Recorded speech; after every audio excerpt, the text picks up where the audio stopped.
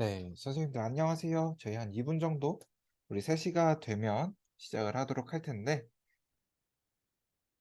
네, 혹시 지금 제 말소리는 잘 들리실까요? 제 소리는 선생님들께 잘 들리세요? 잘 들리시면 채팅창에 한번 들린다 라고 입력해 주시면 좋을 것 같습니다.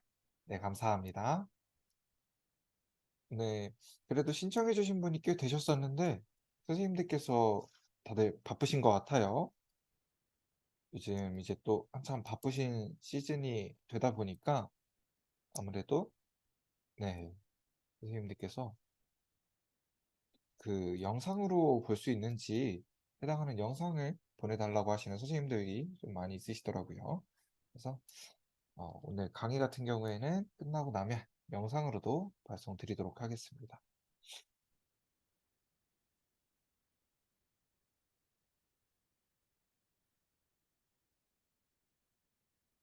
저희 3시가 되면 시작을 하도록 할게요.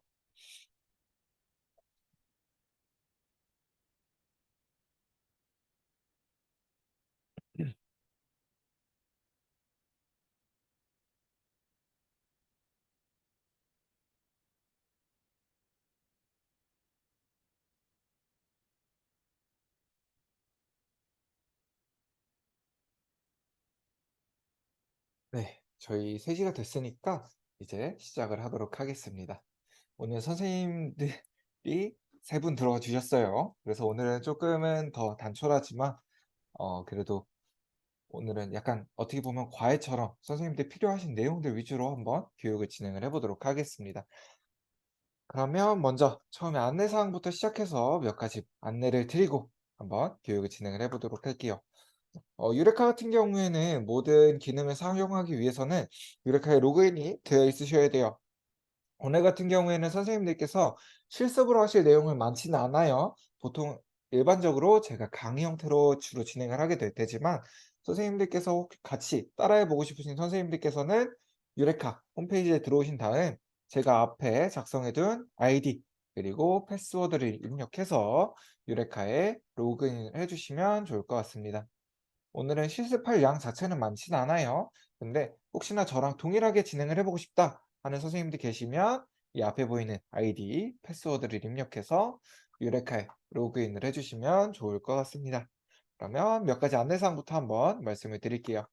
먼저 상시교육 일정입니다. 상시교육은 매월 둘째 주 목요일에는 설문조사, 매월 넷째 주 목요일에는 통계 분석에 대한 내용으로 진행이 됩니다. 혹시나 설문조사에 대한 내용을 아직 못 들으셨거나 나 설문조사 다시 한번 들어보고 싶다 라고 하시는 선생님들께서는 우리 추석 지나고 한글날 지나고 있는 10월 둘째 주 상시교육에 참여를 해주시면 좋을 것 같습니다. 우리 두 번째로 강의는 1시간 동안 조금 속도감 있게 진행될 예정이에요. 오늘은 선생님들께서 많이 계시진 않다 보니까 혹시나 궁금하신 거 채팅창에 물어보시거나 해주시면 제가 중간중간에 녹여서 같이 네, 안내를 드리도록 하겠습니다. 그리고 오늘 강의 같은 경우에는 제가 녹화본을 올려둘 거예요. 녹화본을 올려두고 선생님들께서 작성해 주셨던 메일로 다시 보실 수 있는 영상 링크도 같이 남겨드리도록 하겠습니다. 그리고 선생님들께서 가급적이면 질문사항은 채팅창에 남겨주시는 걸 부탁을 드릴게요. 채팅창에 남겨주시면 제가 보면서 같이 한번 안내를 드리도록 하겠습니다. 마지막으로 교육을 마치고 나면 만족도 조사가 진행될 예정입니다. 만족도 조사 참여해 주시면 저희가 소정의 선물을 보내드리니까요. 선생님들께서 끝났다라고 바로 나가시기보다는 만족도 조사까지 같이 한번 참여해 주시는 걸 부탁드릴게요. 그러면 이제 이어서 계속 한번 시작을 해보도록 하겠습니다. 오늘 선생님들과 같이 한번 진행해 볼 내용들은 유레카에서 설문조사를 사용할 수 있는 방법에 대해서 한번 알아볼 거고요. 통계 분석의 기초, 그리고 몇 가지 통계 분석을 사용을 하셨을 때 보고서는 어떠한 형태로 작성하시는 게 좋은지 해당하는 내용들을 한번 안내를 드리도록 하겠습니다. 먼저 유레카 같은 경우에는 반드시 로그인이 되어 있으셔야지만 유레카의 모든 기능을 자유롭게 사용하실 수 있어요.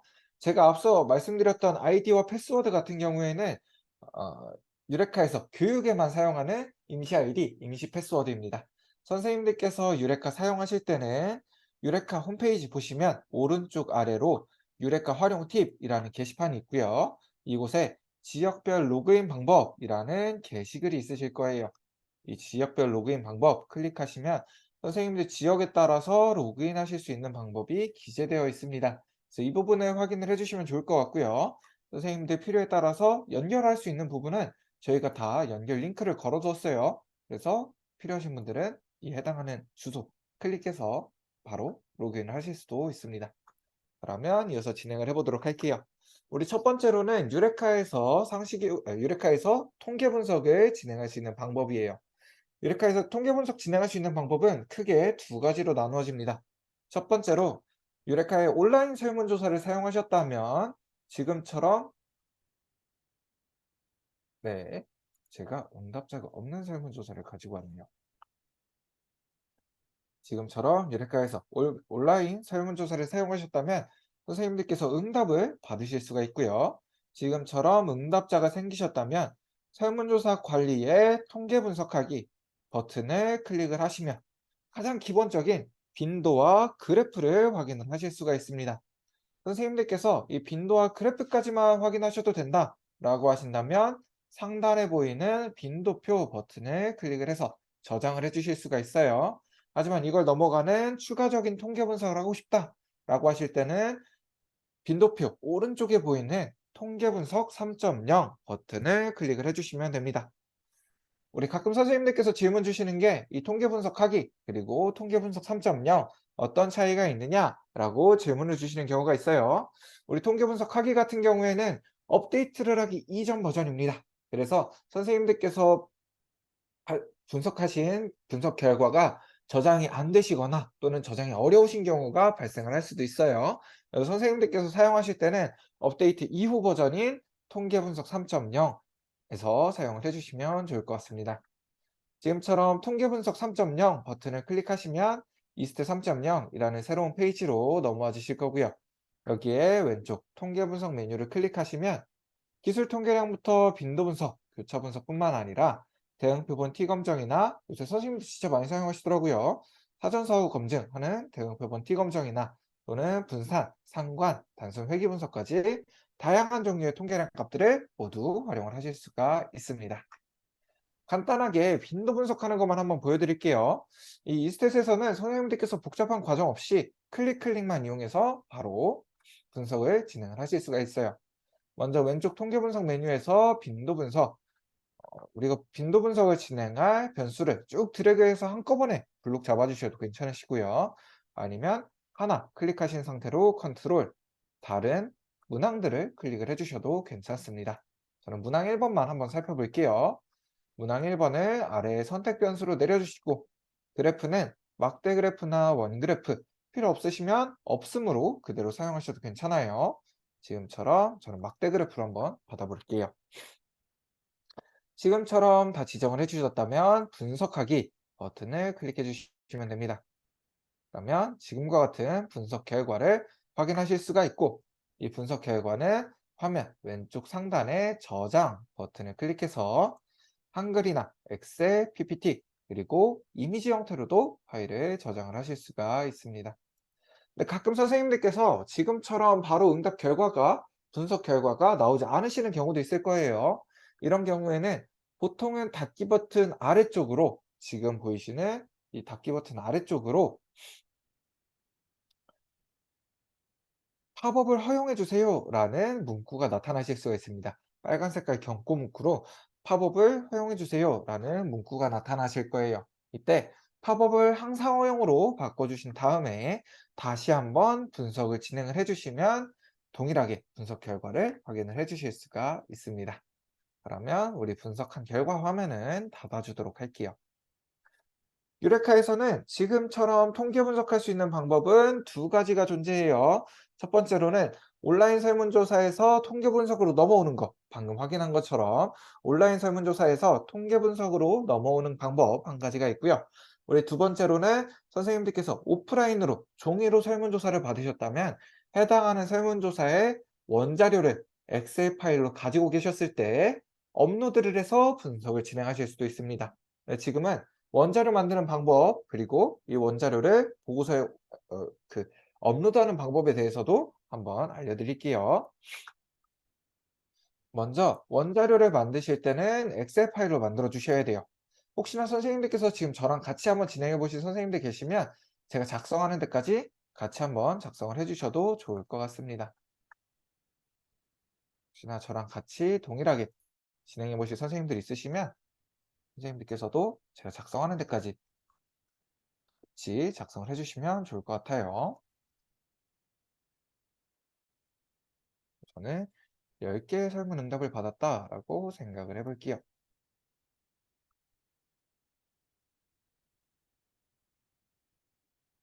선생님들 혹시 지금 제가 진행하는 속도는 괜찮으세요? 조금 빠르거나 아니면 지금 제 목소리가 조금 안 좋다거나 약간 이런 부분 있으실까요?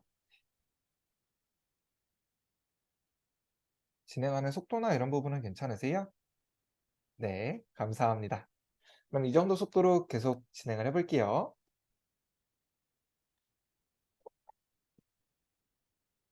아마 선생님들께서도 여기까지는 금방 만드실 것 같아서 이어서 한번 진행을 해 볼게요.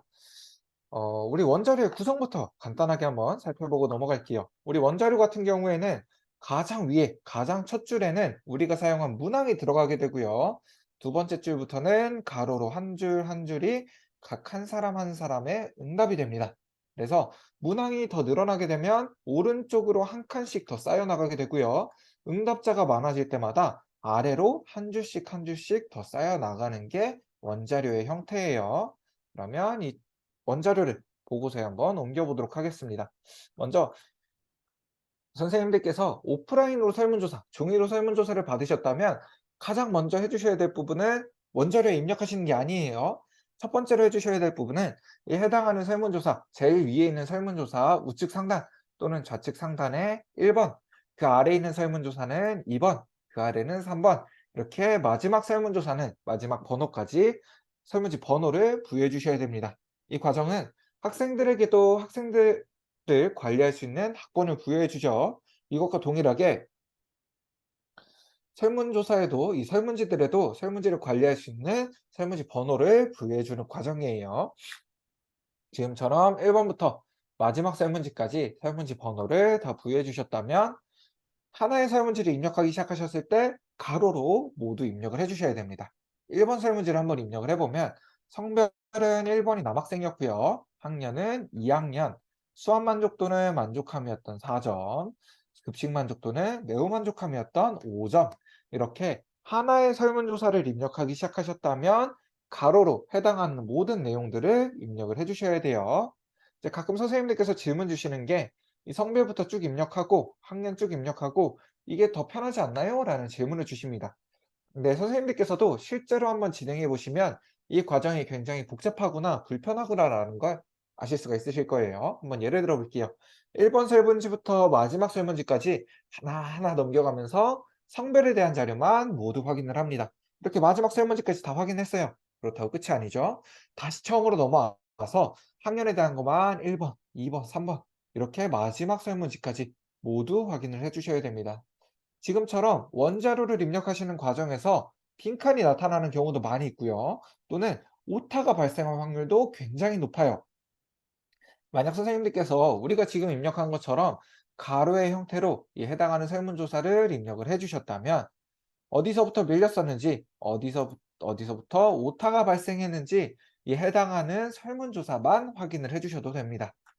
하지만 선생님들께서 세로의 형태로 작성을 해주셨다면 어디서부터 밀렸었는지 또는 오타가 어떻게 발생을 했는지 확인이 불가능하다 보니까 전체 설문조사를 다시 한번 확인해 주셔야 된다라는 불편함이 생기시게 될 거예요. 선생님들께서도 하나의 설문조사를 입력하기 시작하셨다면 가로로 해당하는 모든 내용을 입력을 해주시는 게 좋습니다. 계속 이어서 그럼 입력을 해볼게요. 우리 2번 설문지를 보니까 성별은 2번인 여학생이었고요. 학년은 5학년, 수업 만족도는 3점, 급식 만족도는 2점을 준 학생이었습니다.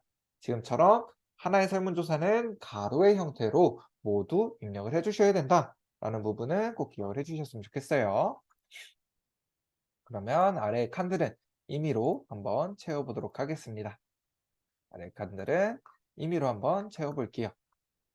지금처럼 원자료를 다 만들어 주셨다면 저는 바탕화면에 원자료라는 이름으로 파일을 저장을 해주도록 하겠습니다. 바탕화면에 원자료라는 이름으로 파일을 저장해 줄 거고요. 작업 중이었던 파일은 닫아주도록 할게요. 우리 다시 유레카로 넘어와서 이번에는 유레카의 세 번째 있는 메뉴인 통계 분석으로 들어가 주도록 하겠습니다. 여기에 내 자료 분석하기 메뉴로 들어가 주도록 할게요. 다음으로 화면 가운데 보이는 돋보기 모양을 클릭해 주시고 우리가 방금 만들었던 원자료라는 이름의 파일을 열어주도록 하겠습니다. 지금처럼 업로드가 되셨다면 분석하기, 유레카에서 처음으로 오류가 나타날 만한 게 있는지 또는 분석이 안 될 만한 게 있는지 한번 검증을 해줄 거예요. 이때 오류가 검출되지 않았다면 하단에 분석하기 3.0 버튼을 클릭해 주시면 됩니다. 그러면 우리가 앞서 봤던 것과 동일하게 이 스텝 3.0 페이지로 넘어오게 되고요. 여기서는 우리가 작성해줬던 문항들도 동일하게 확인을 하실 수가 있습니다. 지금은 따로 분석은 하지 않고 넘어가 보도록 할게요. 이번에는 선생님들께서 사전사후 분석하셔야 되는 선생님들이 계신 것 같더라고요. 그래서 사전사후 분석하시기 위한 자료 만드는 방법, 또 분석을 진행하는 방법에 대해서도 같이 한번 안내를 드릴게요. 먼저 사전사후 분석을 하시기 위해서는 지금처럼 총 두 개의 원자료가 필요합니다. 첫 번째로 사전에 대한 원자료가 한 가지 필요하고요. 두 번째로는 사후에 대한 원자료가 한 가지 동일하게 필요합니다. 이때 분석을 진행하기 위해서는 사전과 사후를 합친 새로운 통합 파일이 한 가지가 더 필요한 거예요. 그래서 지금은 합치는 방법을 한번 보여드릴게요. 먼저 사후조사 원자료에서 우리가 분석을 진행할 자료를 쭉 다 블록을 잡아줍니다. 우리가 분석을 진행할 자료를 쭉 블록을 잡은 상태로 마우스 오른쪽 버튼 클릭해서 복사, 우리가 분석할 사전 자료 오른쪽으로 그대로 붙여 넣어 주시면 돼요. 간단하죠? 그래서 왼쪽에는 사전에 대한 자료가 오도록, 오른쪽에는 사후에 대한 자료가 오도록 자료를 만들어 주시면 됩니다. 제가 이 과정을 말씀드리는 이유가 선생님들께서 종종 이 과정을 반대로 하시는 경우가 있어요. 그래서 왼쪽에는 사후에 대한 자료가, 오른쪽에는 사전에 대한 자료가 오도록 자료를 만들어 주시는 경우가 있습니다. 이런 경우에도 분석의 결과는 동일하게 나와요. 분석 결과는 동일하지만 분석의 부호가 반대로 나타납니다.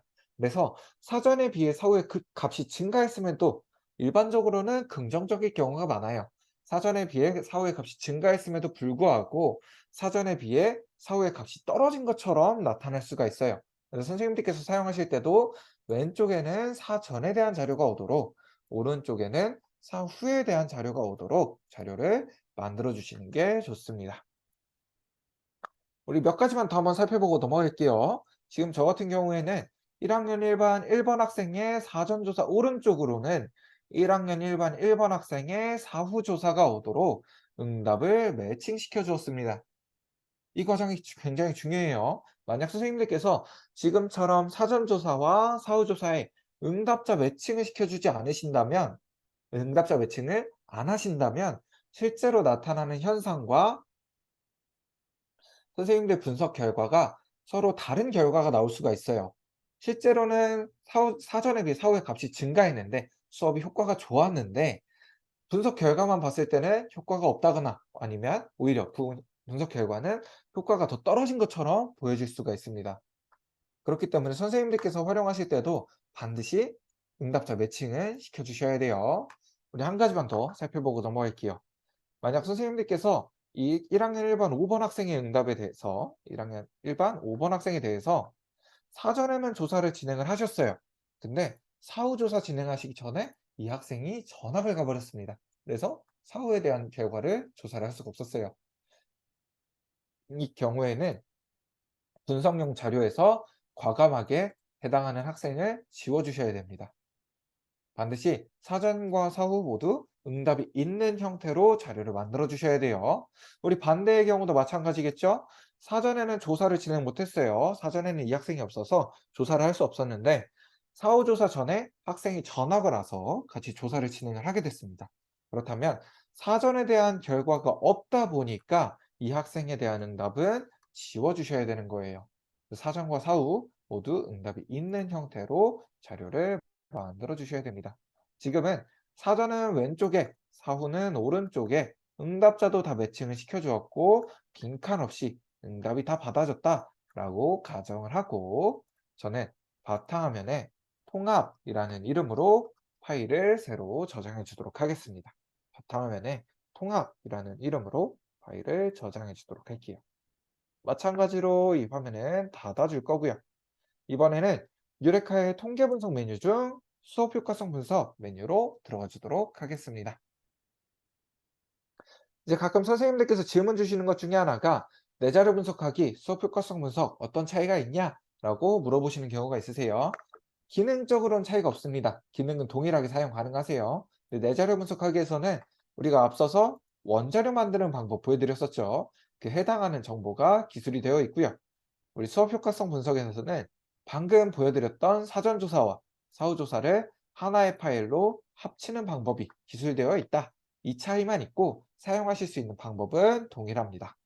마찬가지로 화면 가운데 돋보기 모양을 클릭해서 방금 만들었던 통합이라는 파일을 업로드해 줄게요.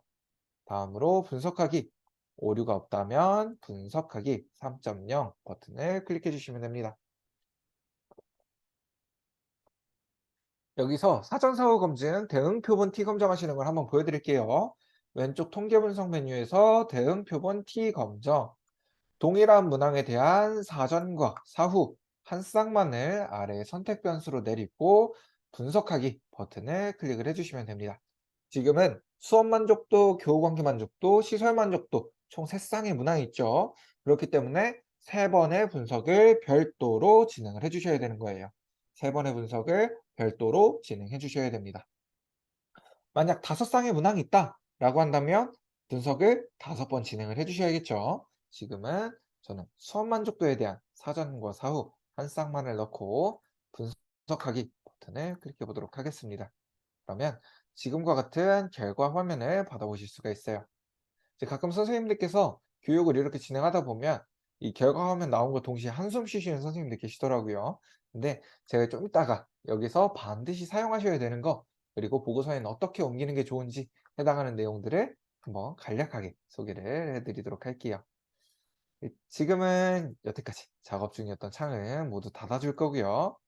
지금부터는 선생님들께 몇 가지 통계 분석을 이용을 했을 때 어떻게 보고서를 쓰면 되는지, 그리고 통계 분석을 사용하기 위한 조건은 어떤 게 있는지 해당하는 내용들을 한번 안내 드리도록 하겠습니다.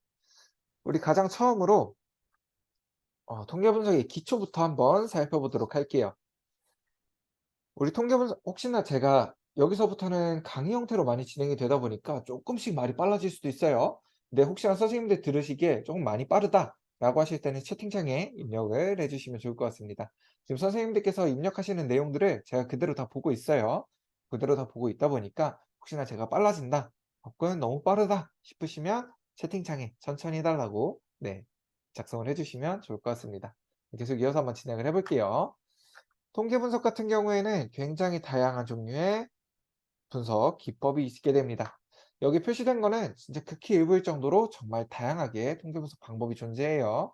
근데 이 각각의 통계 분석 방법들을 사용하기 위해서는 크게 2가지 조건을 지켜주셔야 됩니다. 우리 첫 번째로는 변수의 종류를 알맞게 사용해 주셔야 되고요. 두 번째로는 변수의 형태도 알맞게 적용을 해 주셔야 됩니다. 그럼 우리 변수의 종류부터 한번 확인을 해 볼게요. 지금부터 제가 말씀드릴 내용들은 사실 자세하게 나누면 정말 자세하게 나눠져요. 하지만 우리는 크게만 한번 보도록 할 겁니다. 크게만 한번 보도록 할게요.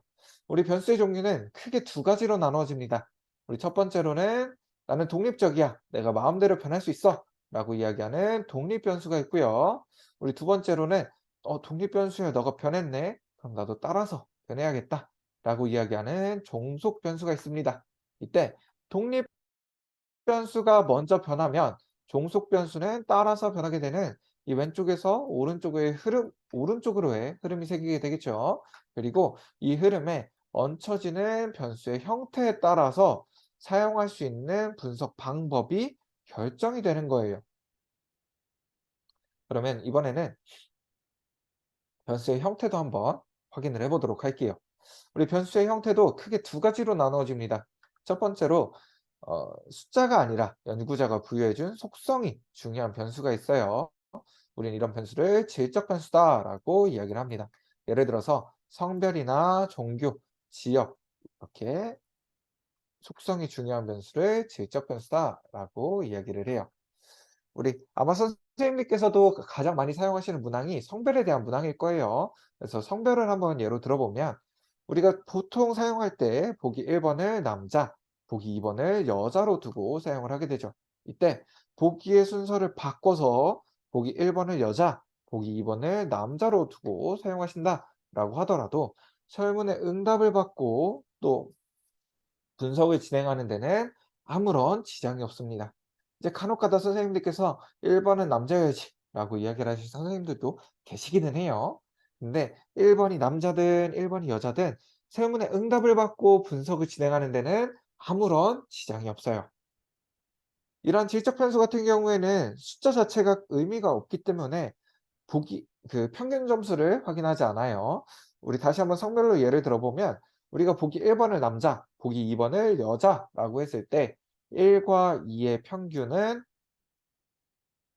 1.5 죠.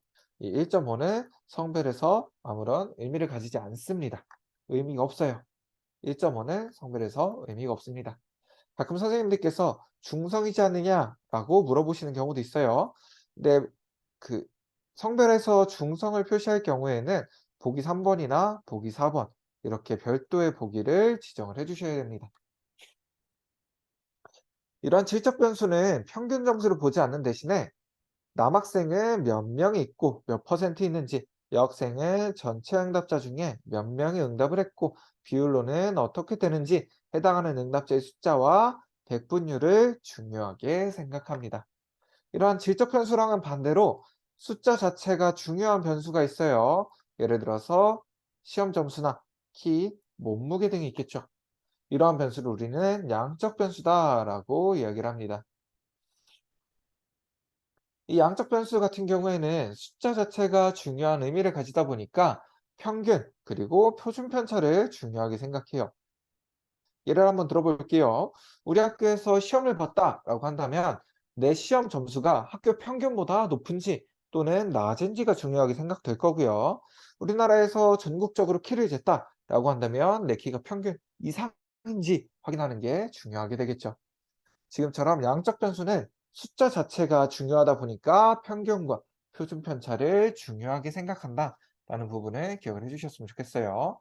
이때 질적 변수로도 양적 변수로도 모두 활용할 수 있는 문항 유형이 한 가지 존재합니다. 보통 선생님들께서 만족도에서 많이 사용하시는 척도형 문항이 그 주인공이에요.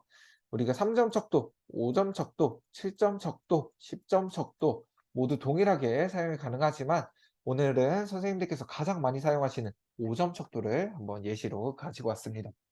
제가 가지고 온 예시는 5점 척도로 사용된 만족도 문항이에요. 이때 전혀 만족하지 않는다부터 매우 만족한다를 각각의 질적 변수로 보고 전혀 만족하지 않는다는 몇 명이 응답했고 비율로는 어떻게 되는지 만족한다와 매우 만족한다는 각각 몇 명이 응답했는지 확인을 하실 수도 있고요. 전혀 만족하지 않는다는 1점부터 시작해서 매우 만족한다는 5점으로 두시고 이 만족도에 대한 평균 점수도 확인을 하실 수가 있습니다. 지금처럼 척도형 문항을 사용하시게 되는 경우에는 질적 변수로도 양적 변수로도 모두 다 활용이 가능해요. 그러다 보니까 대부분의 통계 분석을 사용을 하실 수가 있습니다. 만약 선생님들께서 내가 특정한 분석을 사용해야 되는데 이 분석 사용할 수 있을지 없을지 잘 모르겠다라고 하시는 경우에는 먼저 해당하는 문항이 척도형 문항으로 바뀌는지를 한번 살펴봐 주시는 것도 좋을 것 같습니다. 척도형 문항으로 사용하시게 되면 대부분의 통계 분석을 사용을 하실 수가 있기 때문이에요. 근데 가끔 선생님들께서 여기서 혼동하시는 것 중에 하나가 질적 변수와 양적 변수는 응답자들이 응답을 할 때 정해진다라고 생각을 하시는 선생님들이 계세요. 하지만 이 질적 변수냐, 양적 변수냐는 선생님들께서 설문조사를 만드실 때 이미 정해지게 됩니다. 그러다 보니까 실제로 응답을 다 받으시고 나서 저희 쪽으로 문의를 주신다라고 하더라도 만약 해당하는 문항이 해당 분석을 사용할 수 없는 경우에는 도와드릴 수 있는 방법이 없어요. 최근에 저희 쪽으로 들어오는 문의 중에 하나도 "선생님 제가 이 분석 사용해야 되는데 어떻게 해야 될지 모르겠어요. 안 돼요."라고 문의를 주신 분이 한 분 계세요. 근데 해당하는 분의 원자료를 받아 보니까 그 분석을 사용할 수 없는 형태로 자료를 받아 주셨습니다. 이런 경우에는 이미 응답이 끝난 이유이기 때문에 저희 쪽에서도 도와드릴 수 있는 방법이 없어요.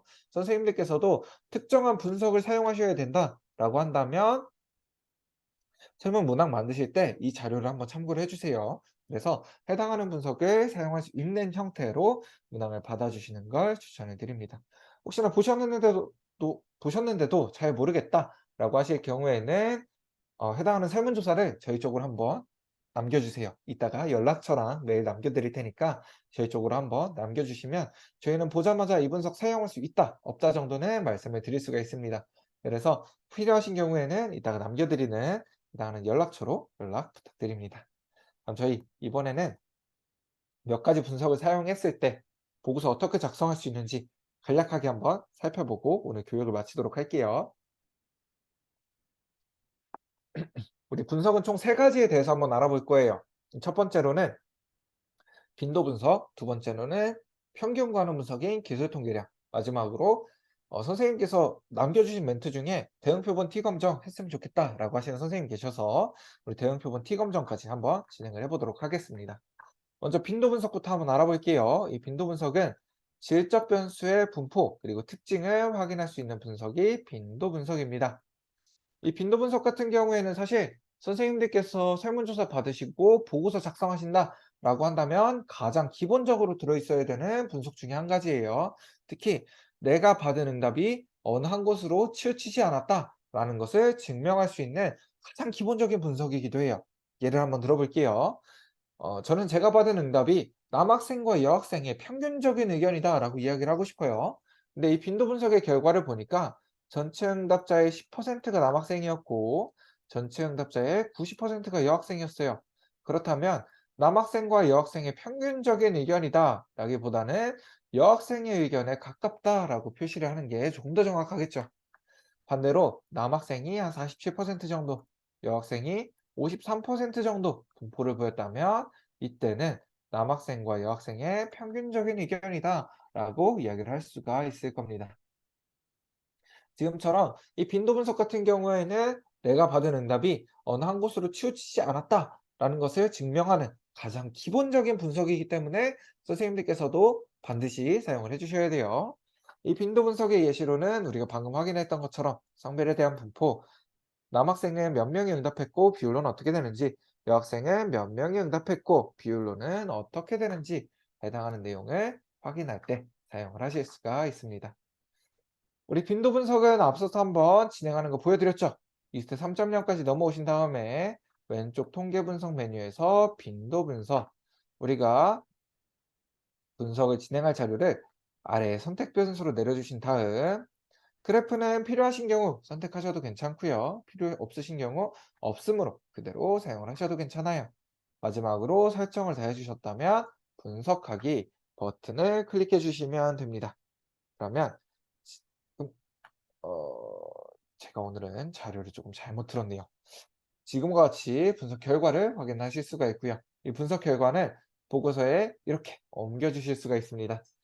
제가 지금부터 말씀드릴 이 보고서의 형태 같은 경우에는 무조건 이렇게 작성하세요라는 내용은 아니에요. 하지만 최소한 이렇게 작성하시면 틀리지는 않아요라는 내용으로 함께 안내를 드리도록 하겠습니다.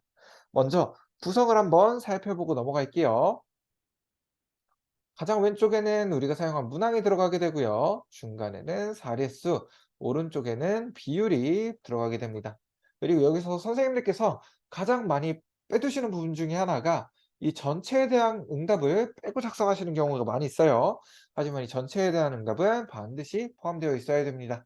지금이야 남학생이 47명, 여학생이 53명, 더하면 100명. 이게 한눈에 들어올 수 있지만 응답자의 숫자가 많아지거나 또는 보기가 늘어나게 될 경우에는 전체 응답이 몇 명인지 100%가 몇 명이 기준인지 이 눈이 이 자료가 한 번에 눈에 안 들어올 수가 있어요. 그렇기 때문에 전체에 대한 응답은 함께 사용을 해 주셔야 됩니다. 그리고 우리가 사용한 문항별 보기와 보기별 응답자의 숫자, 비율을 함께 입력을 해주시면 됩니다. 지금 저는 성별과 학교급 두 가지 자료만 가지고 왔어요. 선생님들께서 추가적인 자료를 더 사용하신다면 아래로 한 칸씩 더 추가를 해주시면 됩니다. 그러면 이제 이 자료를 보고서에 해석을 해주셔야겠죠. 선생님들께서 통계 분석 보고서를 작성을 하신다면 두 가지는 반드시 들어있으셔야 돼요. 첫 번째로는 어떤 걸 위해서 사용한 목적과 어떤 걸 사용했는지 사용한 방법도 같이 기술을 해주셔야 됩니다. 한번 진행을 해볼게요. 전체 응답 학생의 성별, 학교급의 분포를 확인하기 위해 빈도 분석을 실시하였다. 지금처럼 사용한 목적과 방법을 먼저 기술해 주시고 분석 결과 성별은 남학생이 47%, 여학생이 53%의 분포를 보이는 것으로 나타났다. 지금처럼 보기가 두 가지일 경우에는 어떤 것을 먼저 말씀해 주셔도 상관이 없습니다. 하지만 보기가 세 가지 이상으로 늘어나게 된다면 빈도가 높은 것을 먼저, 동일한 것끼리는 묶어서 설명을 해주시는 게 훨씬 편하게 기술하실 수가 있으실 거예요. 계속 한번 해볼게요. 학교급의 경우 고등학교가 34%이며 초등학교와 중학교가 각각 33%였다. 지금처럼 빈도가 높은 것을 먼저, 동일한 거는 묶어서 설명을 해주시는 게 훨씬 편하게 기술을 하실 수가 있을 겁니다. 그럼 우리 다음으로 한번 넘어가 보도록 할게요. 우리 다음은 기술 통계량 분석입니다. 이 기술 통계량은 양적 변수의 특징을 확인할 수 있는 분석이에요. 선생님들께서 가끔 평균 어떻게 구하냐라고 질문 주시는 경우가 있어요. 실제로도 그 연락을 주셔서 선생님 제가 평균 구해야 되는데 평균 문항이 없어요. 어떻게 합니까? 라고 문의 주시는 분들도 있습니다. 이 평균 같은 경우에는 기술 통계량 분석을 진행을 해주시면 평균과 표준 편차뿐만 아니라 다양한 종류의 통계량 값들을 같이 뽑아주도록 할 거예요. 우리 기술 통계량 분석 진행하실 때는 왼쪽 통계 분석 메뉴에서 기술 통계량, 변수 리스트에서 우리가 평균을 구할 문항을 아래 선택 변수로 내려주시고 분석하기 버튼을 클릭해 주시면 됩니다. 지금은 5점 척도로 사용된 이 세 가지 문항을 양적 변수로 보고 한번 평균을 구해 볼게요. 그러면 지금과 같은 분석 결과를 확인하실 수가 있습니다. 여기서 다른 값들은 사용을 하셔도 되고 사용하지 않으셔도 괜찮아요.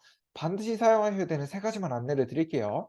첫 번째로 통계 분석에서 대부분의 통계 분석에서 관측치 또는 자료수라고 표시되는 경우도 있고요.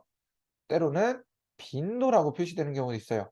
이렇게 관측치, 자료수, 빈도라고 표시되는 경우에는 사용을 해주시는 게 좋습니다. 두 번째로는 우리 평균 구하려고 문항 썼죠. 그렇기 때문에 평균과 평균의 친구가 되는 표준 편차 함께 사용을 해주시면 됩니다. 이렇게 세 가지는 반드시 사용을 해주시는 게 좋아요. 나머지 값들은 사용을 해주셔도 사용하지 않으셔도 괜찮습니다.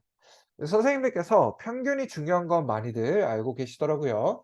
근데 표준 편차의 의미나 표준 편차가 중요한 걸 조금 혼동하시는 분들이 있어서 지금은 평균과 표준 편차에 대해서 간략하게 한번 안내를 드리고 넘어가도록 하겠습니다. 먼저 두 가지 예시 자료를 가지고 왔어요. 첫 번째로 평균이 3.8, 표준 편차 1.0인 국어 수업 만족도, 두 번째로는 평균이 3.1, 표준 편차 1.5인 수학 수업 만족도를 가지고 왔습니다. 국어 수업 만족도를 먼저 가지고 한번 살펴볼게요.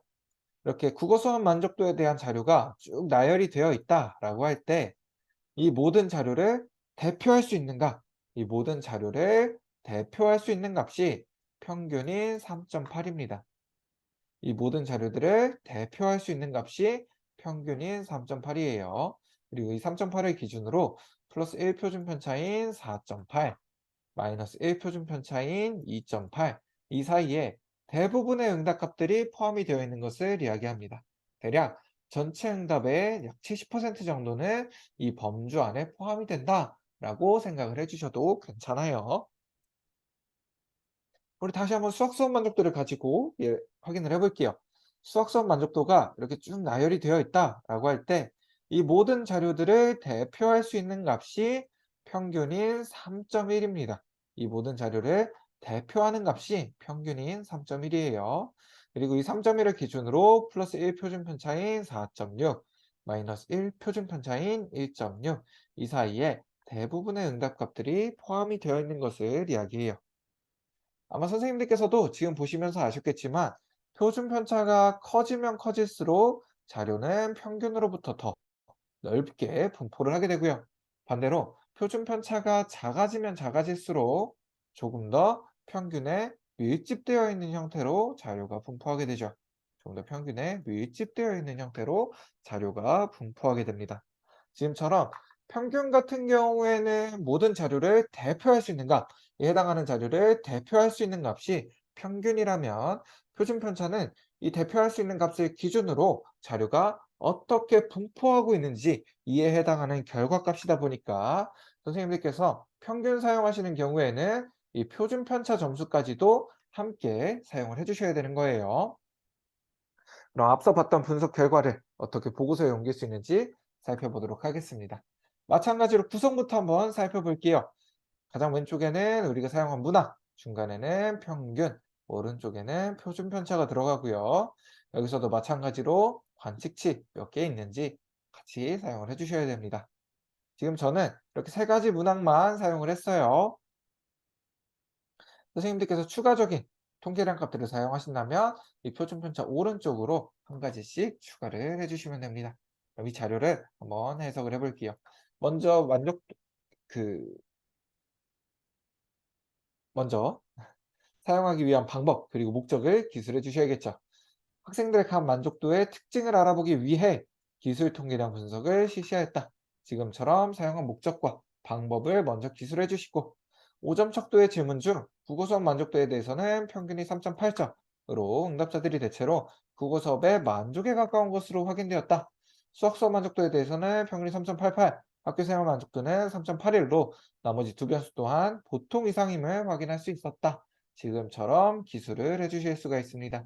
지금 저 같은 경우에는 선생님들께 구두상으로 안내를 드리다 보니까 표준 편차 점수까지는 따로 읽진 않았어요. 하지만 선생님들께서 보고서에 작성하실 때는 표준 편차 점수도 함께 기술을 해주셔야 됩니다. 여기서 한 가지만 더 살펴보고 넘어갈게요. 지금 국어 수업 만족도는 만족에 가깝다. 나머지 두 개는 보통 이상이다. 라고 썼죠. 이 부분은 사실 선생님들께 보여드리고 싶어서 두 가지를 모두 가지고 왔습니다. 저희가 보통 5점 척도를 사용하게 되면 이 중에 3점은 보통, 4점은 만족으로 두고 사용을 하게 되죠. 이 중에서도 3점에서 4점 사이, 대략 3.8에서 4점이 조금 못 미치는 정도 된다라고 한다면 두 가지 모두로 해석을 해주실 수 있습니다. 4점에 가깝게 나타났기 때문에 만족에 가깝다라고 표현을 해주실 수도 있고요. 어쨌든 4점은 되지 않았기 때문에 보통 이상이다라고 표현을 해주실 수도 있어요. 이 부분은 연구자분들의 선택이에요. 연구자분들께서 조금 더 유리하신 방향대로 작성을 해주시면 될 것 같습니다. 근데 이때 주의하셔야 될 사항이 하나 있어요. 만약 선생님들께서 하나의 기준을 정하셨다면 예를 들어서 3.8이 넘어가는 건 만족으로 보겠다라고 한다면 모든 문항에 대해서 동일하게 적용을 해주셔야 됩니다. 지금 이 문항 같은 경우에는 3.8인데 만족에 가까운 것으로 나머지는 오히려 더 높아요. 3.88, 3.81인데 보통 이상이다 라고 작성을 했죠. 이렇게 사용하면 안 되는 거예요. 만약 3.8이 넘어가는 건 모두 만족으로 보겠다라고 한다면 이 3.8이 넘어가는 모든 자료에 대해서는 만족에 가깝다라고 사용을 해주셔야 되는 겁니다. 그러면 우리 마지막으로 대응 표본 T 검정까지만 한번 살펴보고 교육을 종료하도록 하겠습니다.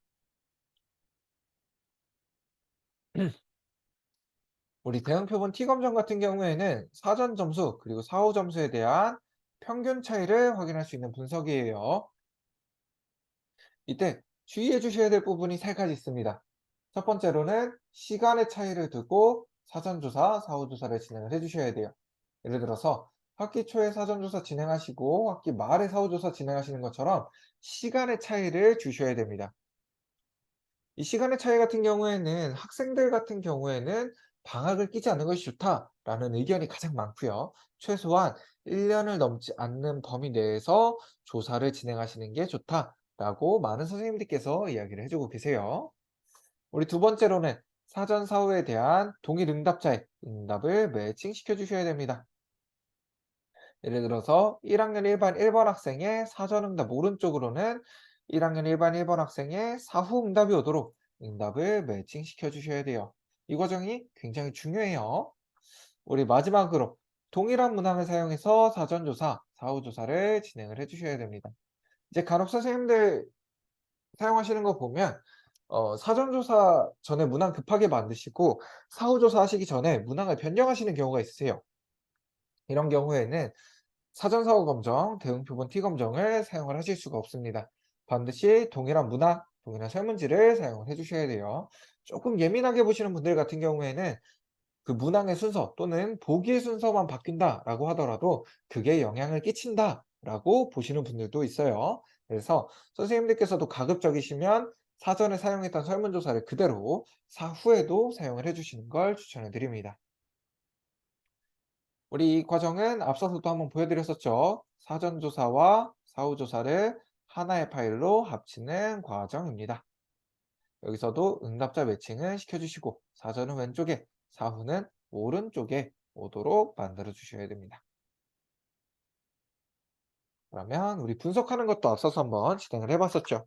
우리 분석하실 때는 이스트 3.0 페이지까지 넘어오신 다음에 왼쪽 통계 분석 메뉴에서 대응 표본 T 검정, 우리 변수 리스트에서 동일한 문항에 대한 사전과 사후 한 쌍만을 아래 선택 변수로 내리고 분석하기 버튼을 클릭해 주시면 됩니다. 만약 선생님들께서 세 쌍의 문항이 있다, 세 쌍의 문항이 사전, 사후 각각 있다 라고 하신다면 총 3번의 분석을 별도로 진행을 해 주셔야 되는 거예요. 그러면 지금과 같은 분석 결과를 확인하실 수가 있고요.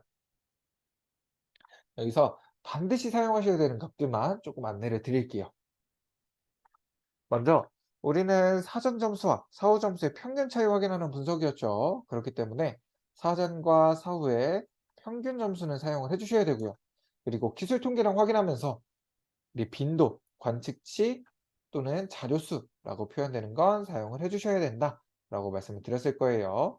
다음으로 평균 사용하시면 그 친구가 되는 표준 편차 점수까지도 함께 사용을 해주셔야 됩니다. 그래서 가장 앞에 보이는 이 대응 표본 통계 박스는 모두 사용을 해주셔야 된다라고 생각을 해주시면 좋을 것 같아요. 그리고 두 번째로 그래프 같은 경우에는 있으면 시각적인 효과를 주기 때문에 분명히 도움은 됩니다. 하지만 이 부분은 필수적인 요소는 아니에요. 선생님들 필요에 따라서 사용을 하셔도 괜찮고 사용하지 않으셔도 괜찮습니다. 혹시나 선생님들 보고서 작성하시다가 나 이거 보고서 용량이 좀 부족한데? 아 용량이 너무 넘치는데 페이지가 부족한데?" 라고 하실 경우에는 이 그래프 정도는 빼주셔도 괜찮아요. 우리 다음으로 대응 표본 상관은 선생님들께서 확인하지 않으셔도 괜찮습니다. 다음으로 우린 대응 표본 T 검정을 사용했기 때문에 이 T 값과 이 T 값이 통계적으로 유의미한지를 알려주는 유의 확률 값을 함께 작성을 해주시면 됩니다. 아마 선생님들께서도 p-value 유의 확률 값이 0.05보다 작으면 통계적으로 유의미하다라는 이야기를 한 번쯤은 들어보셨을 거예요. 지금은 이 0.05는 무엇이고 이 p-value는 뭘 얘기를 하는 건지 간략하게라도 한번 살펴보고 넘어갈게요. 먼저 이 0.05 같은 경우 우리는 유의 수준이다라고 이야기를 합니다. 이 유의 수준은 똑같은 분석을 100번 진행한다라고 했을 때 통계적으로 유의미하다라고 할 수 있는 오류의 최대 수준을 이야기해요. 이 부분을 우리가 설정해 준 기준이다 라고 생각을 해 주셔도 괜찮을 것 같습니다. 우리가 설정해 준 오류의 최대 수준을 유의 수준이다 라고 한다 라고 생각해 주셔도 좋을 것 같아요. 우리가 있는 사회과학 분야에서는 주로 0.05, 100번 중에 5번보다만 오류가 더 적게 나타나면 오류의 확률이 이것보다만 더 적으면 우리는 이걸 통계적으로 유의미하다라고 할게 라는 의미예요. 우리는 보통 0.05를 많이 사용하지만 건설 분야 또는 의학 분야로 넘어가게 되면 훨씬 더 작은 수치의 유의 수준을 사용을 하게 됩니다. 그럼 반대로 이 유의 확률은 무엇이냐? 이 유의 확률은 우리가 가지고 있는 자료 있죠. 우리가 실제로 가지고 있는 자료로 통계 분석을 진행을 해 봤을 때 이 자료가 오류가 나타날 확률을 이야기해요. 우리가 가지고 있는 자료가 오류가 발생할 확률, 우리가 가지고 있는 자료가 오류가 발생할 확률을 유의 확률이다라고 이야기를 합니다. 또는 p-value다라고 이야기를 해요. 그래서 우리가 가지고 있는 자료에 오류가 발생할 확률이 우리가 설정해 준 기준보다 더 작다면 우린 이걸 통계적으로 유의미하다라고 하겠다라는 의미입니다. 통계적으로 유의미하다라는 의미는 지금 이 분석 결과가 우연히 나오지는 않았다. 다른 상황에서도 동일하게 결과가 나올 것이다 라는 의미예요. 그러면 우리 이 분석 결과를 가지고 다시 한번 살펴보도록 할게요. 아마 유의 수준, 유의 확률 같은 경우에는 선생님들께서 아마 그렇게 많이 들어보시진 않으셨을 거라 조금 어려우실 수도 있어요. 그래도 좀 괜찮아요. 우리 분석 결과를 가지고 살펴보면서 다시 한번 해석하는 방법에 대해서 살펴볼게요. 먼저 우리가 설정해 준 기준은 0.05죠. 이 0.05는 100번 중에 5번보다만 오류가 더 적게 나타나면 됩니다. 근데 우리의 분석 결과를 보니까 0.000 이렇게 나타나요. 사실 통계 분석에서 0%라는 확률은 존재하지 않습니다. 어느 정도 일정 수치까지 내려가다 보면 특정한 값을 갖게 돼요. 그래서 0.000 이렇게 쓰셔도 틀린 건 아니지만 조금 더 정확하게 작성하실 때는 0.001보다 작은 값이다. 통계에서 사용하는 정말 작은 단위인 0.001보다 작은 값이다. 라고 표현을 해주시는 게 조금 더 정확합니다. 그러면 우리 다시 한번 분석 결과를 보면 우리가 설정해 준 기준은 100번 중에 5번보다만 적으면 돼요. 근데 우리 분석 결과를 보니까 1000번 중에 한 번보다도 오류가 더 적게 나타납니다. 우리가 설정해 준 기준보다 우리가 가지고 있는 자료의 오류 확률이 훨씬 더 적죠. 그렇기 때문에 우리는 이걸 가지고 통계적으로 유의미하다라고 할 수가 있는 거예요. 그러면 우리 확인했던 이 분석 결과를 보고서에 어떻게 옮길 수 있는지 한번 확인을 해보도록 하겠습니다. 먼저 구성부터 살펴볼게요. 우리 사전과 사후에 대한 평균도 작성을 해주셔야 되고 평균이 나오면 표준 편차. 대응 표본 t 검정을 진행했기 때문에 t값 그리고 이 값이 통계적으로 유의미한지를 알려주는 p-value 값을 함께 사용을 해주시면 됩니다. 여기서도 마찬가지로 몇 개의 자료를 사용했는지 해당하는 정보를 함께 사용을 해주셔야 돼요. 이제 가끔 선생님들께서 보고서 검토 요청을 주셔서 검토를 하다 보면 분명히 사전에 비해 사후의 값이 증가했어요. 그리고 긍정적인 의미예요. 긍정적인 의미인데 이 t값 앞에 마이너스 부호가 없더라고요. 그래서 선생님께 "선생님 이 t값 앞에 마이너스 부호가 왜 없을까요?" 라고 여쭤봤더니 선생님께서 "아 이거 제가 불길해서 다 떼버렸어요." 라고 말씀을 하시는 경우도 있습니다. 이 t값 앞에 붙은 마이너스 부호 같은 경우에는 사전에 비해 사후의 값이 증가했을 때 일반적으로는 긍정적인 의미의 경우 붙게 됩니다. 그래서 "불길하다."라고 하고 다 떼버리지 마시고 있으면 있는 대로 없으면 없는 대로 사용을 해 주셔야 되는 거예요. 그럼 이 자료를 한번 해석을 해 주도록 하겠습니다. 먼저 목적과 방법을 기술을 해 주셔야겠죠. "나는 국어 공부하는 것이 즐겁다."라는 문항에 대한 학생들의 사전, 사후 응답 차이를 분석하기 위해서 대응 표본 T 검정을 실시하였다. 지금처럼 사용한 목적과 방법을 먼저 기술을 해 주시고 사전조사에서는 평균이 3.05점이었으나 사후조사에서는 3.85점으로 약 0.8점 향상된 것이 통계적으로 확인되었다. 이에 근거가 되는 t-value 그리고 유의확률 값을 함께 작성을 해주시면 됩니다. 그리고 이제는 결론을 맺어주셔야겠죠. 따라서 나는 국어 공부하는 것이 즐겁다라는 문항에 대한 학생들의 응답 점수가 사전보다 사후에서 유의하게 증가하였다고 할 수 있다. 지금처럼 결론을 맺어주실 수가 있습니다. 사실 우리가 보고서를 조금만 아는 분들께 제출을 한다면 통계를 조금만 아는 분들께 제출한다면 이게 어떤 의미구나라는 것을 쉽게 캐치하실 수가 있을 거예요. 근데 일반적으로는 보고서 보시는 분들이 통계를 알 확률이 높지는 않습니다. 그분들께는 조금 불친절한 보고서로 마무리가 될 수 있어요. 그래서 즉 이후에 한 문장을 더 추가를 해 주셔서 선생님들께서 하신 수업의 효과도 다시 한번 말씀을 해 주시고 완성도가 높고 친절한 형태로 보고서를 작성을 해 주실 수도 있습니다. 한번 진행을 해 볼게요. 즉 국어 특성화 수업은 학생들의 국어 과목에 대한 흥미를 증진시키는 데 효과적으로 기여하였음을 알 수 있다. 지금처럼 내가 한 수업이 학생들에게 이렇게 효과가 좋았다라는 부분을 한 번 더 뽐내 주시기도 하고 보시는 분들께는 가장 친절한 형태로 보고서를 작성을 해 주실 수가 있습니다. 네. 우리 이렇게 1 시간 동안 제가 쪼끔 빨리 진행했어요.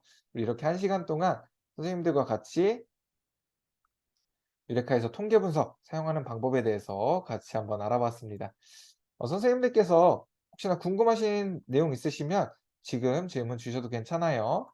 그리고 어 "회의 끝났다."라고 바로 나가시기보다는 지금 제가 채팅창에 만족도 조사 링크를 하나 남겨 두었습니다. 바로 나가시기보다 이 만족도 조사까지 참여를 해 주시고 회의를 종료해 주시는 걸 부탁을 드릴게요. 이 만족도 조사 참여해 주시면 저희가 또 추첨 통해서 소정의 선물도 드리고 있으니까 바로 나가시기보다는 조사도 한번 참여를 해 주시면 좋을 것 같습니다. 혹시나 궁금하신 내용 있으신 선생님들께서는 남아서 질문해 주시거나 또는 추후에 유레카 사용하시다가 궁금하신 내용은 앞에 보이는 유레카 메일이나 또는 연락처로 연락을 주셔도 괜찮습니다.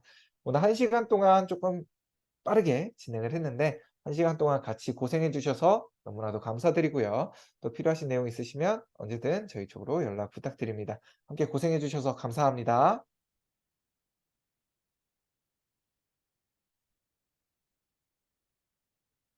혹시나 궁금하신 내용 있으신 선생님들께서는 남아서 질문해 주셔도 괜찮아요.